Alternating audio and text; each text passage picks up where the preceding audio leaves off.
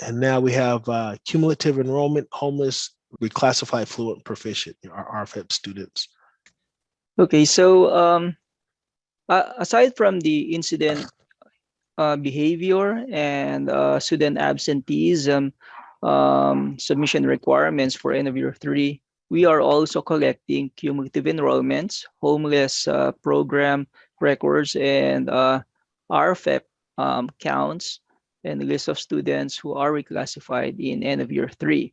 So for cumulative enrollment, this is not a file. For those new to CalPads, this is not a file that you upload to CalPads. It's basically a data generated from your student enrollment record. So essentially, this is your the student's enrollment record, the SENR file. If you put an exit on that SENR file, then it becomes it has the total enrollment throughout the entire year. So once you exit your students, that SENR record with the exit will then be used for cumulative enrollment counts, computations. It would also be used for cohort report um, determination, and these counts will also be used as the denominator in computing all of the different rates that this count is used for. Okay, so the cumulative enrollment count is the count of all students with an open enrollment at any time during the academic year. So essentially, this is anyone who has an enrollment that overlaps July 1st, 2021 up to June 30, 2022, regardless if that enrollment started maybe before July 1st and overlap July 1st, 2021. So anything that expand, it could be an enrollment that spanned 2 academic years. However, there is also what we call the adjusted cumulative enrollment. This is just the enrollment that started from July 1st up to 6/30, 2022. These are your enrollments for this current academic year. So the cumulative enrollment is can be determined or is reported using cumulative enrollment report 1.21, and the list is end of year 3 8.1. So in that report, let's see, let me just show you the report here, 1.21. So I'm in the CalPAS user manual. The user manual has the report mapping guides. This would provide you guidance in how to interpret reports. And so if you look here, there is this cumulative enrollment and adjusted enrollment and a one-year completed report just for this academic year 1920. So essentially, cumulative enrollment is any enrollment that overlaps July 1st, regardless if it started before July 1st of this academic year. As long as it overlaps, that's part of the cumulative enrollment. Now, if you want to run just adjusted, then that should be all your enrollments for this current academic year. So what does cumulative enrollment do? It's basically used as measurement for schools and district size and in several data rate calculations. Like it will be the denominator for your suspension rates, expulsion rates, chronic absenteeism rate, and truancy rates. So it in 2019 it was also used as to determine a one-year grad rate. However, starting this year, we now have a separate report for that, which is report 1.22 and 1.23. So that's what cumulative enrollment is. So it is important for you guys to establish the basics, establish your enrollment record, exit the student at the proper dates, and then of course that all of those will be used in different aspects of calculations in CalPads. So this is the one-year grad collection. This is just a report that is that was introduced after 2019, 2020. So this is different from your cohort report. So this is basically the report that for those all who are seasoned veterans in CalPAS, these were your fall one reports that reflected grad completers in fall one before. Now, all of those completers are collected in end of year three and reflected on report 1.22 and 1.23. This is your 1 year grad completer or cohort. And this is different from your 4 year cohort that you could generate from the cohort reports. So aside from the cumulative enrollment, we also have shifted collection of homeless counts from end of year 2 to end of year 3, I believe since 2 years ago. So anyone who was reported with a homeless program record 191 at any point during the academic year, it could only be a one-day enrollment, a one-day program, as long as it had an active homeless record during the academic year will be collected in end of year 3. So the reports, the homeless students will be reflected on report 5.4 and 5.5. Okay. And for homeless counts, of course, for homeless students, if you have homeless students that are still homeless from 1 year academic year to another, you really don't need to close the enrollment as long as the student is re-enrolling on the same school. You don't need to close the program record, I mean. But just make sure that you confirm that the student continues to be homeless between 2 academic years.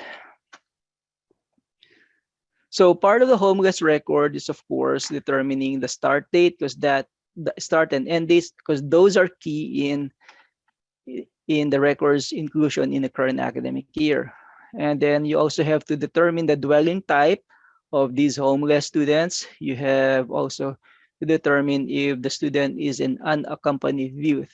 And I believe runaway indicators have been is not being collected now, but these two are still there in the collection.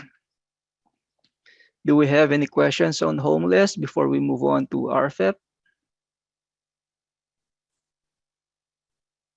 Yes, Maria, you have to verify yearly if the student is homeless.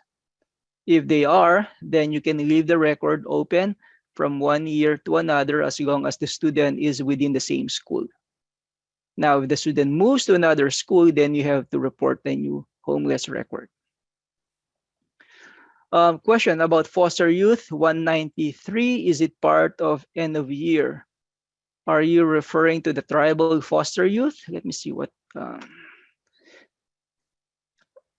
Yeah, that's under end of year 2, I believe. But tribal foster youth isn't actually collected or determined. It's just part of the program. It's like let's just see that. It's actually in end of year 3, report 8.1. If a student is tribal foster youth, they will be reflected on that report as a Y. So regardless if the student is tribal youth for just 1 day, just report them and it will be used in the different calculations as well and determination for each student. Okay, what else? Okay, moving on to RFEP. So another shift in the data collection is moving the RFEP to end of year 3. This happened last year. Last year was a transition period where we were collecting RFEP in fall 1 and end of year. Now end of year will be where you will be reporting or at least reflecting or in certifying RFEP students. So if if you were testing students, if your students did summative testing this year, and they came back, all of their 4 components came back with high proficiency scores, then you then report them as RFEP. RFEP records are voluntarily reported by LEAs to CalPads, unlike EL and IFEP, where TOMS and LPAC will just send that information to CalPads. RFEP should be reported by LEAs. So you submit a SIGA record with the RFEP status and the RFEP date within this current academic year if the student completed the test within this current academic year. Okay. What's the benefit of reporting students as RFEP? They will no longer be at risk of becoming a long-term EL. So that's basically the benefit for it. There is guidance with regards to RFEP reporting, especially if you tested the student during the summer. So let's go back to the roadmap. So in the CalPads roadmap, if you look for Flash 219, Flash 219 provides guidance on, oh, where was that? My apologies. Guidance on reporting RFEP students and the scenarios when those students have been tested. So essentially, if a student was reclassified after the last day of school, but will not be returning next year, then your RFEP date should be the last day of school. Now, if students reclassified after the last day of school, meaning during summer, and will be returning, the RFEP date would be the enrollment date for next school year. Okay, so that's the key summary for Flash 148. Let's see. 219, I mean Flash 219. But if you want to look at the detailed explanation, just go to Flash 219 for RFEP reporting. I'll put that here on the chat. Okay. So do we have any questions before we move on to end of year 3 process? No? No questions? Did we miss anything here?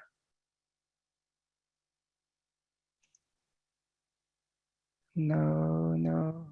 Oh, someone messaged me. At one point, are we needing to change the student absent to truant or unexcused? It's up to you. So if you got a excuse letter, then I guess that you still report them as excuse absence. But if you don't get an excuse letter from the parent, then I guess it's an excuse. So it's an internal process that you guys have to figure out. Which files are safe to upload now? Okay, so that's a good question, Suzanne. It's something that I mean, you can always try to upload all the files, but then there are some that might bog you down with submissions. I believe with end of year 3, the SIGA is safe to report RFEPs. The enrollments are safe. STAS, I believe there were some defects on STAS, but that won't prevent you from uploading records that don't trigger some of those defective validations. So you could just wait or wait for the defects to be fixed, or just upload what passed and then re-upload another later on. But of course, TAS and all of this incident data are all replacement files. So you should be aware of when you re-upload files, you have to include everyone within the school in that particular file. Okay. Otherwise, yes. I was gonna say the most problematic files are the end of year 1 files. The course, the student course, and the WBLR have been having the most trouble. Certainly there's the potential for known issue in any file that you submit. However, the files that Kyron mentioned, we have seen LEAs be able to submit those records successfully. Yeah. Sometimes it requires multiple iterations. Sometimes it requires workarounds, but the data can get in. And that's one of the things we have to emphasize is despite all the challenges, you want to be able to try to get as much data in as you can because the troubleshooting functionality, like Kyron will talk about later, has still yet to be implemented. Yes. And then, of course, it's still with today's deployment, there may be some of those errors involving stats and incidents resolved today, and cross our fingers. Hopefully there won't be any added into the system, but this is the new reality that we have to deal with, and we just have to adjust to. Okay. Uh, so I think it's best for us to go on break, Nate, before we go to Innovir certification. I agree. Okay, so let me just answer these remaining questions. Will seniors that graduate over the summer up until 8/1 still count towards the current year, or does it have to be prior to 6/30? So there are two subsets on this, Lori. It depends on what you're looking for. If you want the student to be included in the graduate completers, 8/1 would still include them. Graduates will be counted from July 1st, from 8/16 last year up to 8/15 this year. Okay. Um, but if you're looking at the cumulative enrollment, um, if the student graduated during the summer, because let's say you have a 3-day enrollment, that will not be included in the cumulative enrollment report 1.21. But if you're looking at the 1.22 and 1.23, that student will be included. Is there guidance that tells us whether or not a file being uploaded should be an add, update, or a replacement file? So there is, by default, files have a designation if they are replacements or not. So if you go to the CFS document, that you could download that, or if you go, it should show you the designations for each file type. If you also go to the CalPAS user manual and go and just Google replacement processing, it provides you what type of processing each file type does by default. Okay, so like for end of year, where's end of year? So you have your incident results, and offense. These are all replacement processing, and even STAS, replacement processing. Now, it will only replace a record if it fulfills these operational keys. So since STAS is just school of attendance and academic year ID, so any file that you submit for that specific school and for in the current academic year will overwrite a previous file that you have uploaded. So make sure when you submit iterations of the STAS for a specific school, make sure everyone is included in that file. Otherwise, you will overwrite the prior records posted in CalPADS. And that goes the same with the incidents. So for incidents, this is more specific. So if you have school of attendance, academic year ID, and incident local ID, then it will overwrite that record. Now, if you don't, if there is a record that is in CalPADS that has a different incident ID from the file that you're uploading, that record won't be replaced. So if you're trying to submit a file to overwrite a record, make sure those that is basically these fields are indicated, or if you can overwrite a record, you just have to submit a incident delete record or incident series delete record, just if you want to be surgical in deleting specific series or incident records. SSRV is also, let's see, SSRV, I believe SSRV isn't, but let's see here. Student course, student, here. Yeah, SSRV is a replacement processing record as well, I believe. Yeah, student services. SPEDIS transaction, SSRV is replacement processing. But let me just double check this, okay? Because I believe this should go hand in hand, but let's go. I'll look at the CFS during the break, and then I'll answer your question, Betsy. So just to answer Betsy, so yeah, the SSRV is using replacement processing as well. And I got that from the CalPAD CFS documentation.